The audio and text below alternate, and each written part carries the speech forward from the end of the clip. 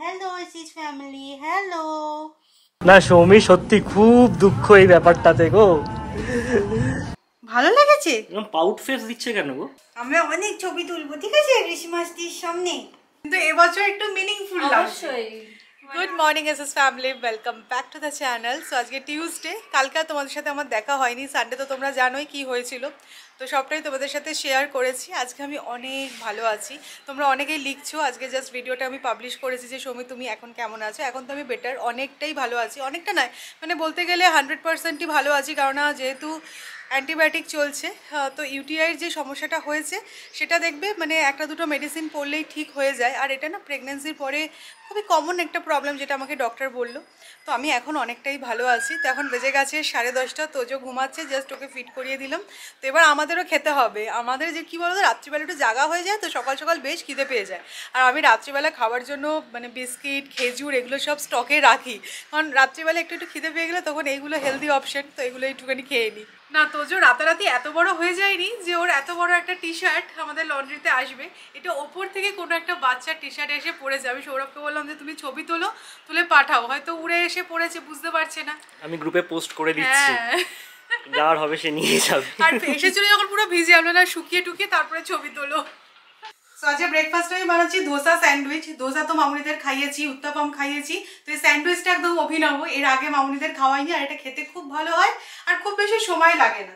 তো ভাবলাম যে আজকে এটাই বানিয়ে ফেলা যাক। আর কালকে কুক ভাইয়াকে দিয়ে এই আলুর পুরটা বানিয়েই রেখেছিলাম।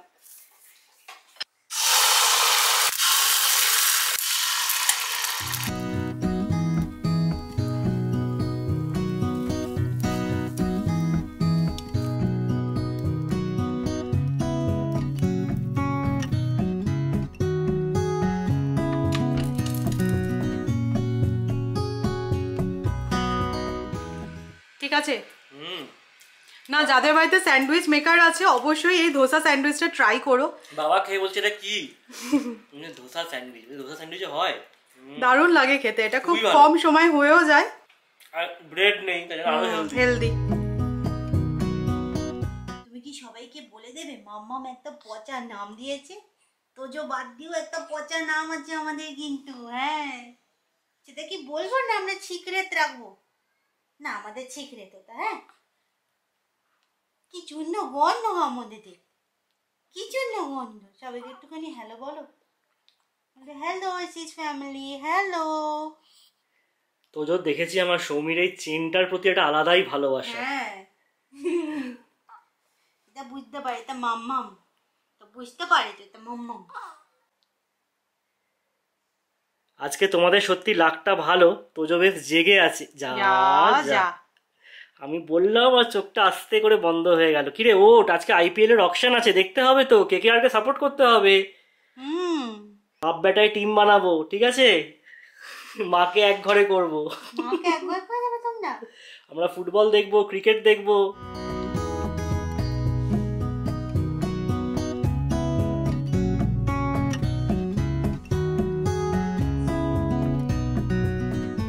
রুটিন ইউরিন টেস্টের রিপোর্টটা কালকেই চলে আসার কথা ছিল, বাট বিকেল অবধি আসছে না। এলাম কি হলো, তো ক্লাউড9 ভিজিট করলাম, গিয়ে প্রিন্ট আউট করে নিয়ে আসলাম। তো ওরা বললো কমপ্লিট রিপোর্ট না আসলে ওরা নাকি মেল করে না, মানে কালচারের রিপোর্টটা তো বাকি আছে, যেটা আসে 3 দিন সময় লাগবে। তো যাক, রিপোর্টটা আমি মেসেজ করে দিয়েছি ম্যাডামকে হোয়াটসঅ্যাপে। উনি বললেন যেটা আমরা সাসপেক্ট করছিলাম সেটাই আর কি, ইউটিআই হয়েছে, but the infection is mild, অতটা ভয় পাওয়ার কিছু নেই। আর যে মেডিসিনগুলো চলছে সেগুলোই চলবে, আর let's wait for the culture report. সেটাই হচ্ছে গিয়ে সৌমির আপডেট। মোটামুটি এখনও ঠিকই আছে, যেটা আমাদের জন্য ভীষণ রিলিভিং। সকালের ডিউটি মোটামুটি আমার কমপ্লিট, মানে তোজোকে খাওয়ানো হয়ে গেছে, আর যেহেতু স্নান হয়ে গেছে এখনও বিন্দাস ঘুমাবে। তো হাতে 2 ঘন্টা সময় আছে। আমি বেরোচ্ছি, প্যান্টালুন্স যাচ্ছি, কেনাকাটি বলতে একটা গিফট আইটেম নেওয়ার আছে, তো সেটার জন্যই ভাবলাম যে গিয়ে এই কাজটা সেরে আসি। তো দিদি, আমি, সৌরভ 3 জনে যাবো ভেবেছিলাম, তারপর দিদি বললো যে না তোমরা যাও, গিয়ে কিনে আনো পছন্দ করে, আর আমি থাকছি তোজোর কাছে। তো সেই হিসেবে আমি আর সৌরভ এখন বেরোলাম। গিফট কিনতে যাচ্ছি বলতে, কালকে তোজোর এক দাদা আসবে তোজোর সাথে মিট করতে, আর তারও সামনেই বার্থডে গেছে, তার গিফট কিনতেই আমরা যাচ্ছি। সেই দাদা হসপিটালেও এসেছিল তোজোর সাথে দেখা করতে, কিন্তু সে পারিনি দেখা করতে, কারণ হসপিটালে বাচ্চা অ্যালাউড ছিল না সেই সময়। তো ঠিক আছে, কালকে আসছে, খুব এক্সাইটেড, সেও এক্সাইটেড, তোজোও এক্সাইটেড। তোজো কতটা এক্সাইটেড জানি না, বাট আমরা বলে দিলাম আর কি। এখন তোজোর হয়ে আমরাই সবটা বলে দেবো।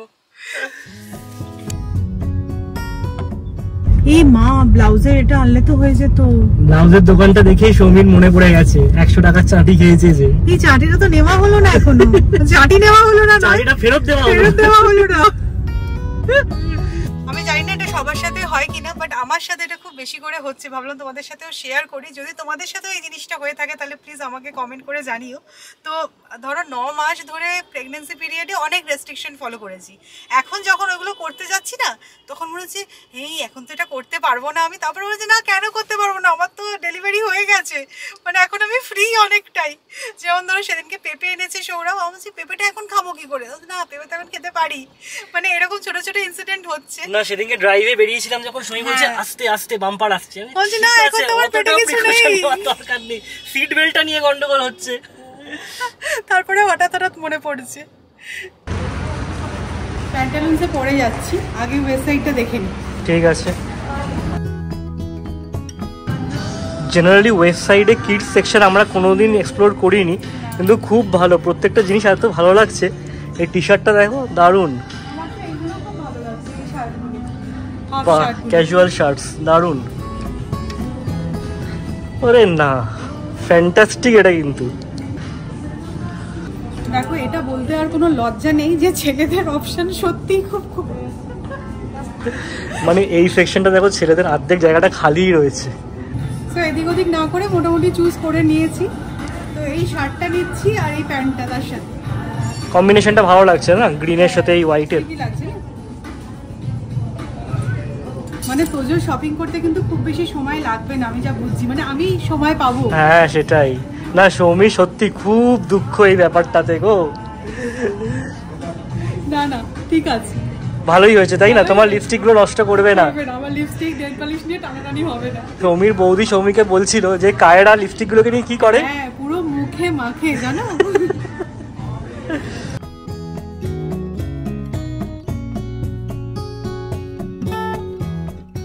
শপিং ডান, আর প্যান্টালুন্সে গেলাম না, ওয়েবসাইটে পছন্দের মতো জিনিস পেয়ে গেছি। তো চলো এবার বাড়ি ফেরা যাক। প্যান্টালুন্সে বলছে কাল থেকে নাকি সেল দিচ্ছে। হ্যাঁ শুনলাম, মেসেজ এসেছে। আসবে নাকি? সেদিন আর নেই।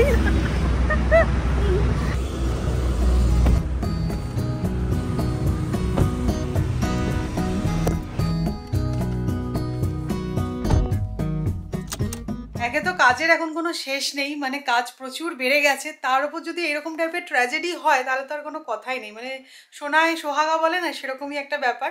তো চাদরটা জাস্ট আমি চেঞ্জ করলাম, এখন যেহেতু তোজো বিছানায় মাঝে মাঝে শোয়ে, তো সেই হিসেবে এভরি 2 to 3 days আমি চেঞ্জ করে দিচ্ছি, কারণ হাইজিন মেনটেন করাটা খুব বেশি ইম্পর্টেন্ট। তো জাস্ট ওকে রেখেছি বেডে, আর দেখলাম ডাইপার লিক করে সুসু পুরো বিছানায়। এই যে দেখতে পাচ্ছ এখনো অবধি আমাদের গদি ড্রাই হয়নি। তো আমি একটা ম্যাট্রেস প্রোটেক্টরও নেবো ভাবছি, কারণ এটা খুব ইম্পর্টেন্ট। কারণ চাদর তো দেখো ওয়াশ করা হয়ে যাবে, কিন্তু আমি ম্যাট্রেস তো আর ওয়াশ করতে পারবো না। তো সেই হিসেবে ম্যাট্রেস প্রোটেক্টরটা ভীষণভাবে ইম্পর্টেন্ট। তো দেখি অ্যামাজন থেকে অর্ডার করবো। আর এই দেখো এই সবে এই কাঁচা চাদরটা পেতেছিলাম, জানো কি বলবো। আর কে কে বেদানা খেতে পছন্দ করো আমাকে জানিও। আমি যে খুব ভালোবাসি সেরকমটা নয়, আর বেদানা ছাড়িয়ে খাওয়াটা যেন বড্ড বেশি ল্যাথার্জেটিক। বাট এখন মামুনি আছে বলে বেদানাটা ছাড়িয়ে দিয়েছি, আর আমি এখন খেয়েও নিচ্ছি। তো দুপুরবেলায় যে কোনো একটা ফ্রুটস তো আমি খাই, আর তার মধ্যে তোমাদের বলছিলাম আমি ডাবের জল তো কন্টিনিউ করছি এখনও অবধি। তো এইভাবেই চলছে। বেদানা খেতে আমার খুব একটা ভালো লাগে না।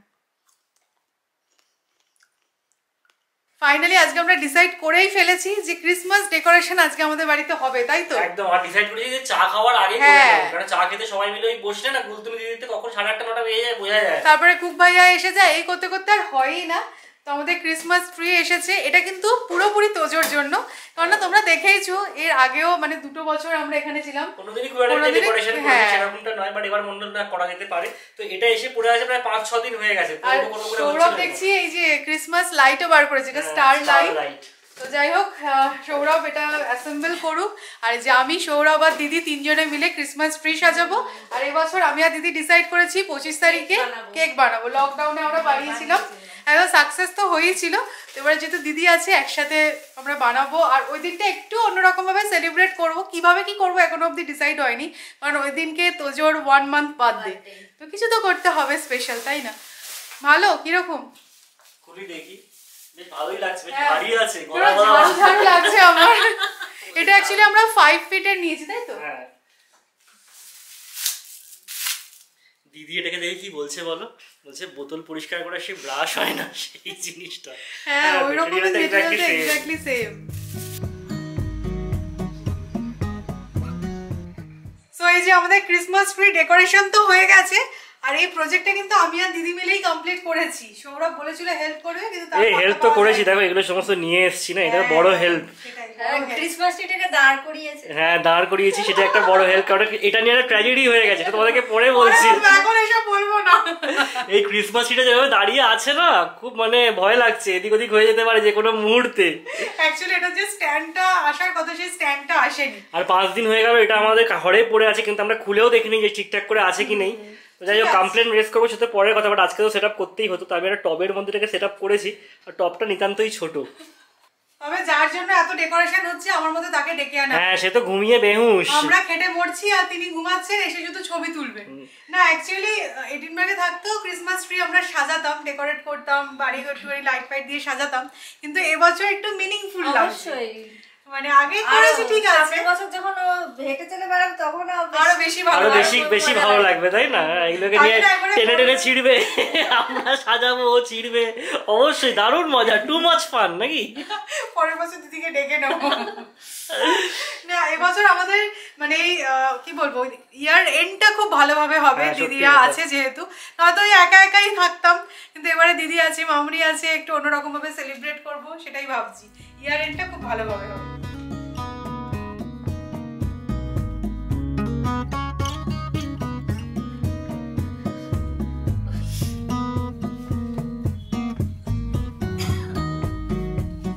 ক্রিসমাস ট্রির একটা ব্রাঞ্চ না খুলে গেছে, বার করতে গিয়ে যখন সেট আপ করছিলাম তখনই, তো সৌমি বলছে এটাকে ফেলো না, রেখে দাও, এটা বটল ওয়াশ করতে কাজে দিদি তো বললোই পুরো ওরকমই দেখতে লাগছে, রেখে দাও যত্ন করে।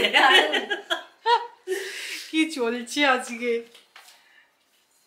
আসুন আসুন আমাদের ভিআইপি গেস্ট, আসুন দেখুন কেমন সাজানো হয়েছে, আপনার জন্যই সবকিছু হয়েছে। সবে ঘুমটা ভেঙেছে। আরে বাবা রে, দেখো তো কি সুন্দর লাগছে ক্রিসমাস ট্রিটা, বাবা এনেছে তোমার জন্য, ভালো লেগেছে? এরকম পাউট ফেস দিচ্ছে কেন গো?